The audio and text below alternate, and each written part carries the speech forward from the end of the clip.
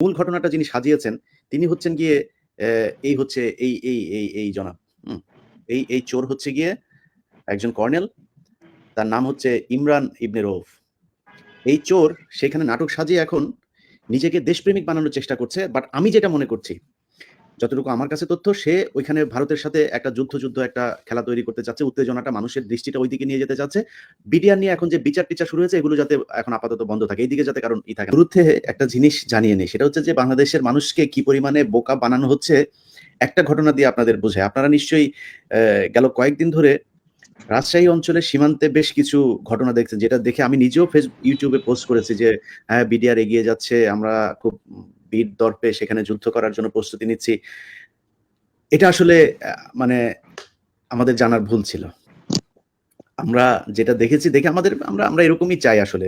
BDR এইভাবে রুখে দাঁড়াবে। বাংলাদেশের মানুষ কিন্তু সেখানে নাটক করেনি। মানুষ কিন্তু বিডিআর এর পাশে গিয়ে দাঁড়িয়েছে। তাদের দেশপ্রেম থেকে, তাদের সাহস থেকেই দাঁড়িয়েছে। এবং আমরা এইটাই চাই। কিন্তু মূল ঘটনাটা যিনি সাজিয়েছেন তিনি হচ্ছেন গিয়ে এই হচ্ছে এই জনাব। হুম? এই চোর হচ্ছে গিয়ে একজন কর্নেল। তার নাম হচ্ছে ইমরান ইবনে রউফ।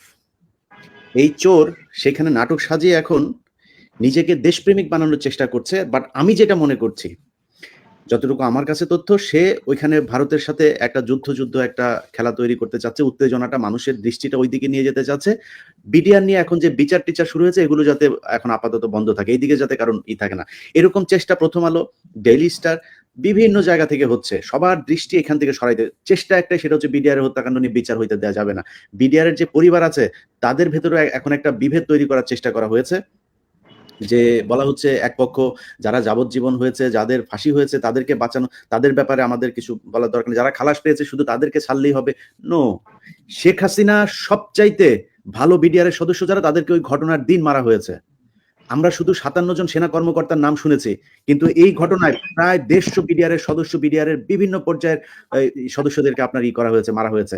জিজ্ঞাসাবাদের নামে নিয়ে মারা হয়েছে। ওই দিন মারা হয়েছে। ওই দিনও কিন্তু বিডিআর এর প্রায় সম্ভবত ১১ জন, আমার ঠিক সংখ্যাটা যদি ভুল না করি, ৯ জন বা ১১ জনকে মারা হয়েছে ওই দিনই। বিডিআর এর যে পিলখানার যে পেশ ইমাম ছিলেন, সেই পেশ ইমামকে মারা হয়েছে, হত্যা করা হয়েছে। ইনজেকশন পুশ করে তাকে খুন করা হয়েছে। কারণ তিনি সব দেখেছেন।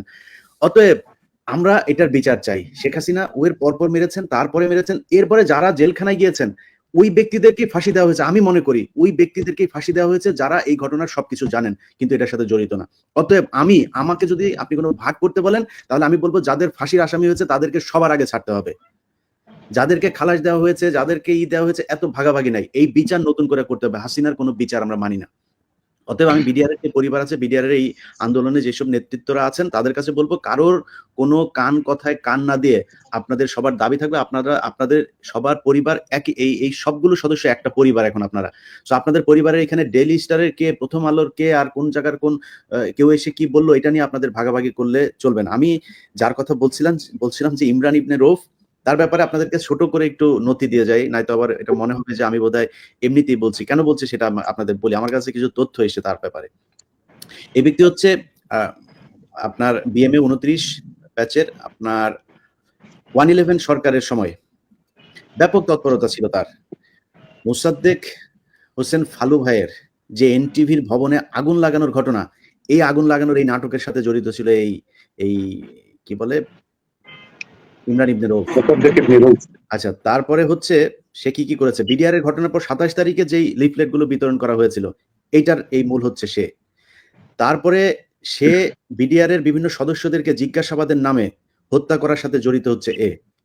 মেজর সুমন, মেজর হাসিব, তারপরে হচ্ছে গিয়ে আপনার সোবাইল থেকে শুরু করে যেই মেজররা ওইদিন, ক্যাপ্টেনরা ওইদিন ঘটনার দিন ছিলেন, বিডিআর এর ৪ নাম্বার ৩ নাম্বার বিভিন্ন গেটে তারা অপারেশন চালাতে চেয়েছিলেন, তাদেরকে নির্যাতন করেছে এই ইমরান ইবনে রউফ নিজে।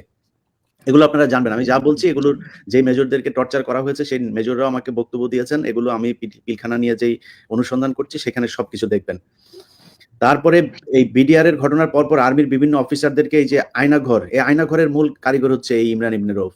বিভিন্ন অফিসারদেরকে গুম করা এই ব্যক্তি। বিডিআর এর বিভিন্ন পরিবারের মানুষকে হুমকি দেয়া এই ব্যক্তি। তারপরে হচ্ছে গিয়ে শাপলা চত্বরের ঘটনার সাথে সে জড়িত। তারপরে হচ্ছে গিয়ে এই যে থেকে সেন্ট্রাল জেল থেকে ২০১৩ সালে আপনার ৬ জনকে যে করা হয়েছিল, জিম্মি করা হয়েছিল, তুলে নিয়ে যাওয়া হয়েছিল সেটার সাথে জড়িত সে। তো সে মানে আর্মিতে তাকে বলা হয়, আমাকে যিনি এই আর্মির যে অফিসার আমাকে দিয়েছেন, তাকে ড্রামা কুইন বলা হয়। উনি লেখাটা এইভাবে লিখেছেন যে he is a drama queen, brutal and can only be compared two খুনি জিয়াউল হাসান। আমাকে যে লিখেছে তার লেখাটা আমি আপনাদের বললাম। যাই হোক, এই হচ্ছে সেই ব্যক্তি। অতএব সে এখন ওই সীমান্তে যা যা করছে এটা হইতে পারে সে ভারতের সাথে এখনো কানেক্টেড এবং ভারত তাকে দিয়ে এটা করাচ্ছে। ভারত হয়তো সেখানে একটা হামলার চেষ্টা করতে পারে, সে এটা করে একটা উত্তেজনা তৈরি করবে, ভারত হামলা করলে তারপরে একটা যুদ্ধ শুরু হবে। যাই হোক, যুদ্ধ করার জন্য বাংলাদেশের মানুষ প্রস্তুত, আমাদের সমস্যা নেই। ভারতের সাথে কোনো কারণ ছাড়া যুদ্ধ করতেও বাংলাদেশের মানুষ রাজি আছে। কিন্তু ইমরান ইবনে রৌফকে ওইখান থেকে সরাতে হবে এবং সে যেন কোনোভাবে পালাতে না পারে। বিডিআর এর যে কমিশন হচ্ছে, সেই কমিশনে তার নাম উঠে এসেছে এবং তাকে গ্রেপ্তার করা হবে। খুব দ্রুতই আপনারা দেখবেন এগুলো। আমি আমার জায়গা থেকে বলি, আলোচনায় যাওয়ার আগে, যে বাংলাদেশে যদি একজন মানুষও এই বিচারের জন্য না থাকে, আমি মার্কিন যুক্তরাষ্ট্রে বসে আমি এই বিচারের জন্য সর্বোচ্চ দিয়ে যাব যতক্ষণ আমার নাকে নিঃশ্বাস থাকবে। অতএব এটারে করার কোনো সুযোগ নাই। আগেও বলেছি, আবারও বলছি, সামনে ১-১.৫ মাস আমি এটা নিয়েই থাকবো। আমারে না মেরে ফেললে, আমাকে না মারা পর্যন্ত এখানে যা আছে সব বের করব আমি। আমার হাতে যা এসছে এখন পর্যন্ত এটা গুড এনাফ।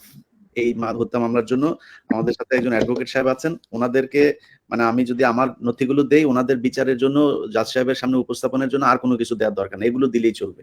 জি, আসিফ নজরুল স্যার, আপনার যত নাটক আছে সব আপনি শাওন আপাকে নিয়ে আপনারা রেডি করতে থাকেন। নাটক চালায় যান। আমরাও আসছি আপনার নাটক দেখার জন্য। যেদিন দেশের জনগণ যেদিন ধুতি ধরে টান দিবে, ওইদিন কাপড়-চোপড় নিয়ে দাঁড়াইতে পারবে না রাস্তায়। আপনার নাটক সেই ৫ তারিখের পর থেকেই দেখছি। কালকে অ্যা একজন সেনাবাহিনীর একজন মেজরের ওয়াইফ কালকে আমাকে ফোন করেছে। সে বলল, আমি খুব আশ্চর্য হলাম। সে বলছে যে আমরা এই আগস্টের ১০ তারিখ থেকে ১৫ তারিখ অনেকবার তাকে এই বিষয়গুলো জানানো হয়েছে যে স্যার এই ব্যাপার আপনার আমরা এটা নিয়ে করেন, বিডিআর এর এই ঘটনাটা নিয়ে। সে নাকি ওই ৫ দিন তাদের সাথে নানানভাবে কথা-টথা বলেছে, এরপর আর সে ফোন রিসিভ করে না। এবং সেই আগস্টের ৫ তারিখ থেকে তারা বলছে যে একটা কমিশন তৈরি করা হোক। শেষ পর্যন্ত ঠেলতে এসে আপনার ডিসেম্বরে এসে বলল যে কমিশন হবেই না। তারপরে সব শেষ মানুষের চাপের মধ্যে থেকে এসে কমিশন তৈরি করলো। আসিফ নজরুল স্যার এখনো কমিশনের জন্য। স্যার, এই লোকজন যারা আসিফ নজরুল স্যারকে টাকা দিচ্ছেন, টাকা-পয়সা দিয়ে কিন্তু লাভ হবে না। সবাইকে আগে বলে রাখি। অতএব আসিফ নজরুল চেষ্টা করলে এই বিচার ঠেকাইতে পারবে না। এই দেশে অনেক দেশপ্রেমিক মানুষ আছে। সেনাবাহিনীর ভেতরে যে পরিমাণে দেশপ্রেমিক আছে, রিটায়ার্ড গুমের শিকার হয়েছিল তারা, এদের সবাইরে যতদিন আপনি না মেরে ফেলবেন, এই দেশে বিডিআর এর যে বিচার, এটাকে আপনি থামাইতে পারবেন না।